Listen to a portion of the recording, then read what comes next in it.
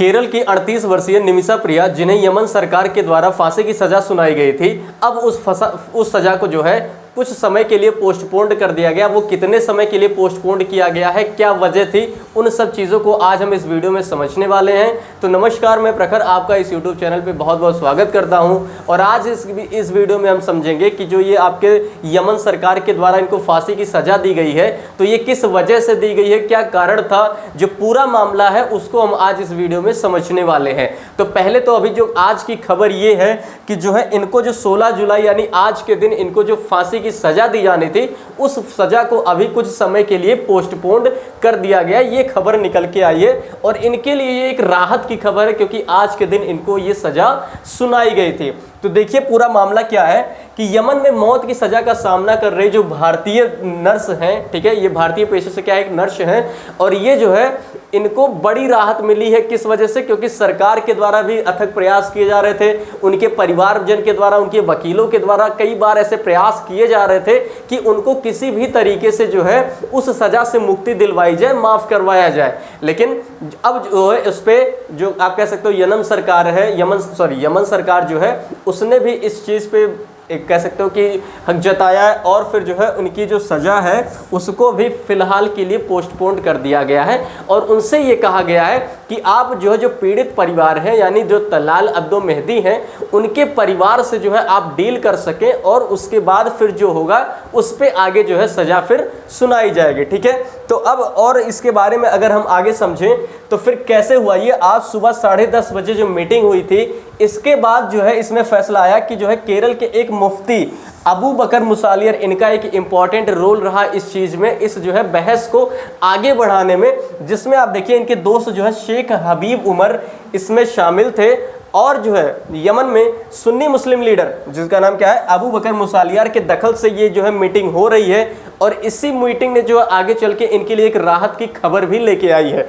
क्यों हुआ ऐसा? क्योंकि केरल के ही रहने वाले जो मुसालियार थे, उसने यमन में अपने मित्र और वहाँ की जो सूरा काउंसिल की मेंबर थी जिनका नाम शेख हबीब उमर है, उनसे सीधा संपर्क साझा किया है, और उसके बाद जो है इसकी मध्यस्थता से ही इनकी जो मीटिंग में ये रिजल्ट निकल के आया कि हाँ, उनकी जो फांसी की सज़ा है फिलहाल के लिए वो पोस्टपोन्ड कर दी गई है।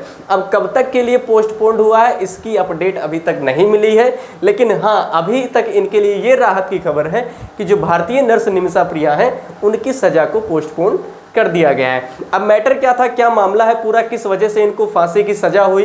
तो अभी हमने बताया यमन के एक नागरिक है जिनका नाम तलाल अब्दो मेहदी है, उनकी हत्या के जुर्म में उनको जो है फांसी की सज़ा वहाँ की सरकार के द्वारा सुनाया गया था। तो पूरा मामला क्या है अगर हम उसको समझें तो पूरा मामला आप देखिए यहाँ पे आपको फिगर में दिख रही है, ये निमिषा प्रिया है, और इनके जो ये हस्बैंड है इधर, इनका नाम जो है थॉमस करके। ठीक है, तो आगे अगर हम देखें तो मामला क्या है पूरा, तो देखिए आप 16 जुलाई को यमन में भारतीय नर्स निमिषा प्रिया को फांसी दी जानी थी, यानी आज के दिन इनको फांसी दी जानी थी, जो कि फिलहाल के लिए पोस्टपोन्ड हो गया है।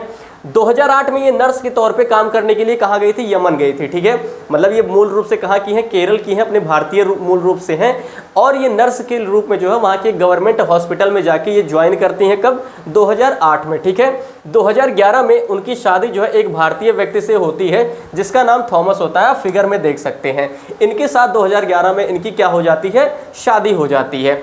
फिर 2011 में ही क्या होता है, अरब स्प्रिंग का वर्ष था, जिसके क्षेत्र के कई देशों के लंबे समय से सत्ता में रह रहे लोगों के खिलाफ विद्रोह किया गया। तो अरब स्प्रिंग क्या था, आप जो है न्यूज़ में उस समय आपने देखा होगा कि अरब स्प्रिंग उस समय मिडिल ईस्ट रीजन में जितने भी तानाशाह रूलर थे उनके खिलाफ ये विद्रोह किया गया था, उनको जो सत्ता से हटाने के लिए। ठीक है, तो इस दौरान फिर आगे क्या हुआ ये चीज़ आगे अगर हम समझें तो 2014 में ये विद्रोही समूह जो हूती है इसका सना पर नियंत्रण कर लिया। मतलब अभी अगर आप जो है मैप देखिएगा, सना जो कैपिटल है किसकी? यमन की कैपिटल है, तो सना पे भी नियंत्रण हो गया था किसका? जो है हूतियों का। ठीक है, हूतियों का इस पर नियंत्रण हो गया। और इसी वर्ष मतलब जो 2011 में जब इनकी शादी होती है, 2011 में शादी होती है, तो 2012 में ये कहाँ जाते हैं? वापस जो कहाँ जाते हैं? ये यमन में आ जाती है अपने पूरे परिवार के साथ, मतलब अपने हस्बैंड के साथ। और फिर जो है ये जो आपकी निमिषा प्रिया है ये वापस आ जाती हैं कहाँ पे? यमन में। ठीक है, उसके बाद फिर 2013 में ही इनकी एक बेटी होती है। 2013 में इनकी जो एक बेटी होती है, उसके बाद फिर वहाँ पे जो ये आपके निमिषा प्रिया के हस्बैंड थे जिसका नाम क्या है? थॉमस करके है, वो जो वहाँ पे एक इलेक्ट्रीशियन असिस्टेंट के रूप में काम शुरू करते हैं और दोनों वहाँ पे खुशी खुशी रहना शुरू कर देते हैं। बट आगे चल के क्या होता है कि जब 2014 में उनकी कमाई वहाँ पे सही नहीं हो रही थी उनके हस्बैंड की, तो वो अपनी बच्ची को लेके वो वापस चले आते हैं, कहाँ पे, इंडिया चले आते हैं, मतलब केरला में अपने परिवार के पास वापस चले आते हैं, ठीक है। लेकिन फिर 2014 में जब ये विद्रोही समूह हूथी ने जो सना पे नियंत्रण कर लिया, तो इस वजह से क्या हुआ, फिर वापस ये इंडिया से वापस यमन नहीं जा पाए। कौन? उसके हस्बैंड और उसकी बच्ची जो थी। तो इस समय जो है अब यमन में जो निमिषा प्रिया है वो अकेली इस समय रह रही थी, ठीक है। तो इस संघर्ष के कारण यही हुआ था कि उनके पति और बच्चे जो है वापस नहीं आ सके थे। समझ में आया? आगे अगर हम समझें तो निमिषा जो है राजधानी सना में एक क्लिनिक खोलना चाहती थी। मतलब उनका व्यवहार इतना अच्छा था, नेचर बाय नेचर इतनी सही थी कि जितने भी पेशेंट उनके पास आते थे वो बहुत ही अच्छे से उनके साथ ट्रीट करती थी, ठीक है। तो जब रेवेन्यू उनको सही हो रहा था, प्रॉफिट उसको सही मिल रहा था, तो फिर वो सोची कि मतलब मैं भी जो यहाँ पे एक अपना क्लिनिक ओपन करूंगी। बट उस समय का वहाँ पे ये कानून था कि अगर आप वहाँ पे कोई भी बिजनेस स्टार्ट करना चाहते हैं तो उसके पार्टनरशिप में जो है कोई ना कोई यमन का जो है नागरिक होना चाहिए, ठीक है। तो इस चीज़ को लेके उनके क्लिनिक के बगल में ही एक कपड़े की दुकान होती है और उस कपड़े की दुकान का जो मालिक होता है जिसका नाम होता है तलाल अब्दो मेहदी, और उसके साथ जो है इन्होंने पार्टनरशिप में जो है एक क्लिनिक खोला, ठीक है। यहीं से जो है सारा मैटर शुरू हो जाता है इनके जीवन का, कह सकते हो आप। अब क्या होता है, 2017 में पासपोर्ट वापस पाने के लिए मेहदी को बेहोश करने की कोशिश के दौरान मेहदी की मौत हो जाती है। अब ऐसी सिचुएशन क्यों आती है? सिचुएशन इसलिए आती है कि जो आपके मेहदी है यानी तलाल अब्दो मेहदी है, ये जब उसके साथ पार्टनरशिप में आते हैं तो जब फिर प्रॉफिट होने लगता है, उसकी क्लिनिक ग्रो कर जाती है, तो फिर वो गलती से या कह सकते हो आप जो है कि धोखे से जो है क्या करता है, उसके सारे शेयर पे अपना 33% का यानी 33% का शेयर जो है वो अपने नाम पे कर लेता है। उसके बाद फिर जो है जब एक बार 1 महीने के लिए जो है ये लोग आते हैं इंडिया में घूमने के लिए, उस दौरान उसकी जो है एल्बम्स यानी जो शादी की एल्बम रहती है उससे जो है एक फ़ोटो चुरा के ले आता है, कौन? तलाल अब्दो मेहदी, ठीक है।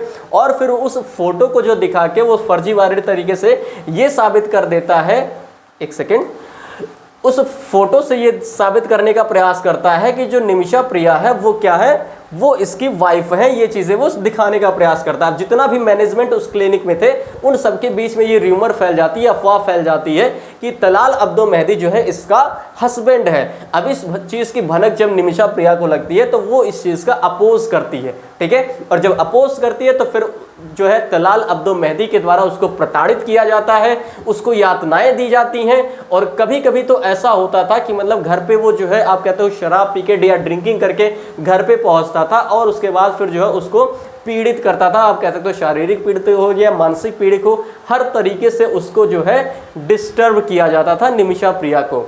तो इस चीज़ से परेशान होकर जो निमिषा प्रिया जो थी उनको किसी ने सजेस्ट किया। और एक चीज़ ये भी था कि आप देख सकते हो यहाँ पे ये चीज़ नहीं दिया हो, इसने जो है आपके जो तलाल अब्दो मेहदी है उसने क्या किया था, उसके पासपोर्ट को भी छीन लिया था, किसके? निमिषा प्रिया को, ताकि वो वापस अपने देश ना जा पाए, अपने इंडिया ना जा पाए। तो पासपोर्ट को वापस लेने के लिए उसको किसी ने सलाह दिया कि आप जो है इसको कुछ जो है बेहोशी की दवा दे दो।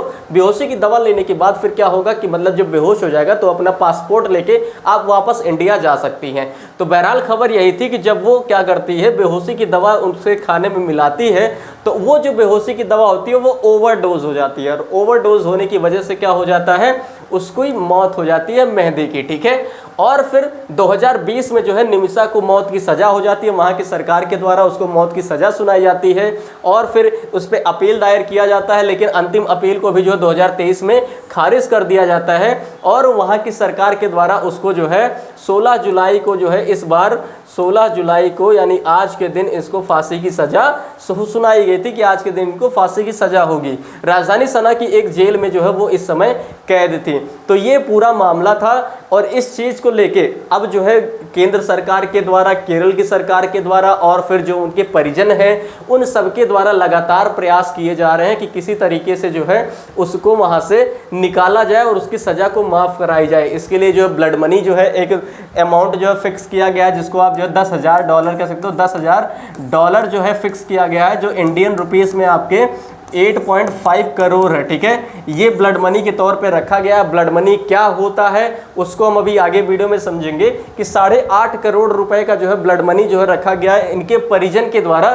किसके लिए? पीड़ित परिवार के लिए, यानी तलाल अब्दो मेहदी के परिवार के लिए। ठीक है, लेकिन अभी उन्होंने इस चीज को एक्सेप्ट नहीं किया, स्वीकार नहीं किया है। इस वजह से जो है अभी इनके जो फैसले को, जो फांसी की सजा थी उसको आगे के लिए पोस्टपोन्ड किया गया है।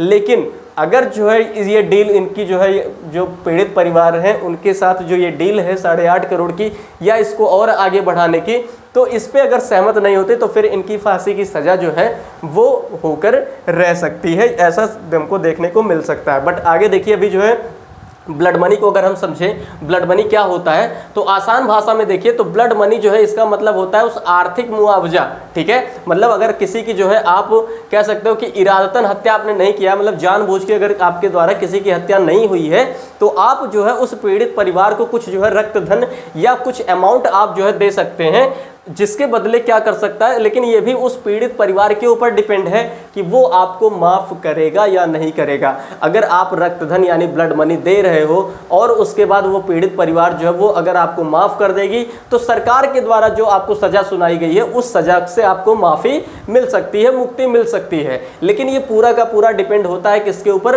परिवार के ऊपर। तो आई होप आपको जो ब्लड मनी है ये पूरी तरीके से समझ में आ गई होगी कि क्या होता है ब्लड मनी और कितने रुपए की, हमने बताया आपको 8.5 करोड़ लगभग इंडियन रुपीस जो है इसकी जो है ब्लड मनी की डिमांड जो है यहाँ से इन्होंने प्रस्तावित की है, जो है मतलब आगे पीड़ित परिवार को सौंपा है, लेकिन पीड़ित परिवार अभी भी इस चीज़ को लेके स्वीकार नहीं किया है। ठीक है, तो ये पूरा मामला था और इस चीज़ पे जो है अभी पोस्टपोन्ड हो गया है, जो 16 जुलाई यानी आज के दिन जिस पे ये इनको फांसी की सज़ा होनी थी। ठीक है, तो अगर हम मैप, यमन का मैप देखें तो यमन आप देख सकते हो, आप मिडिल ईस्ट का ये पार्ट है। इसके एक साइड से जो बाउंड्री है वो ओमान के साथ लगती है और इधर से सऊदी अरबिया के साथ इसकी बाउंड्री लगती है। यमन की कैपिटल जो आपका सना है। ठीक है, यहाँ पे आप देखोगे तो गल्फ ऑफ अदन है यानी अदन की खाड़ी है, और इस साइड में अगर आप देखेंगे तो यहाँ पे आपको रेड सी देखने को मिल सकता है। ठीक है, तो ये आपका मैप है यमन का। आपके मैप में जो है इसके साथ कौन कौन से देश की बॉर्डर लगती है ये सब चीज़ें आपको अच्छी तरीके से समझा दी गई। तो क्या था पूरा न्यूज़ जो है वो आपको समझ में आया होगा।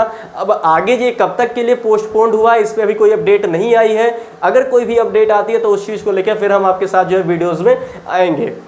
तो अगर ये आपको इन्फॉर्मेशन अच्छी लगी हो तो आप फिर जो है वीडियो को लाइक कर लीजिए, और चैनल पे पहली बार अगर आए हैं तो चैनल को सब्सक्राइब जरूर करिए ताकि आपको ऐसे इन्फॉर्मेटिव वीडियोस और भी मिलती रहें। और अगर आपको वीडियो अच्छा लगा हो तो अपने दोस्तों के साथ शेयर कर दीजिए ताकि वो सब भी ऐसे इन्फॉर्मेटिव वीडियोस देखते रहें। मिलते हैं नेक्स्ट वीडियो में। Thank you.